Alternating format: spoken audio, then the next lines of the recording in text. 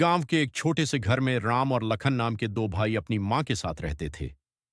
उनके पिता का कई साल पहले देहांत हो चुका था। मां दिन रात मेहनत करके दोनों बेटों को पाल रही थीं, लेकिन घर में हमेशा लड़ाई और क्लेश रहता था।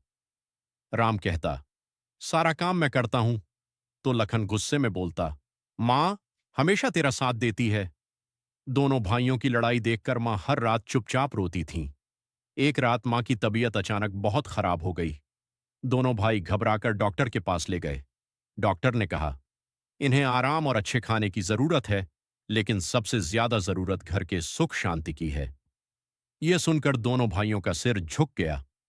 उसी रात उन्होंने पहली बार अपनी मां को अकेले रोते हुए देखा। मां रोते हुए बोली, मुझे अमीर नहीं बनना, बस तुम दोनों हमेशा साथ रहना। मां की यह बात दोनों भाइयों के दिल में उतर गई। अगले दिन राम ने लखन का हाथ पकड़कर कहा, आज से हम लड़ेंगे नहीं, मां के लिए मेहनत करेंगे।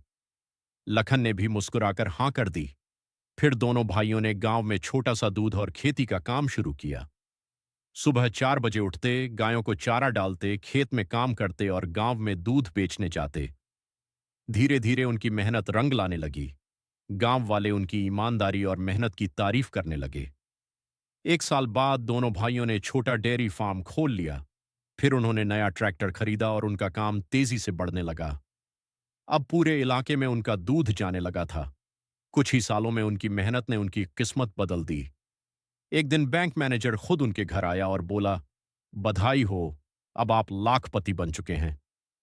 यह सुनकर मां की आंखों में आंसू आ गए, लेकिन इस बार दुख के नहीं, खुशी के थे। दोनों बेटों ने मां के पैर छुए। मां रोते हुए बोली, आज तुम्हारे पिता भी ऊपर से तुम दोनों पर गर्व महसूस कर रहे होंगे।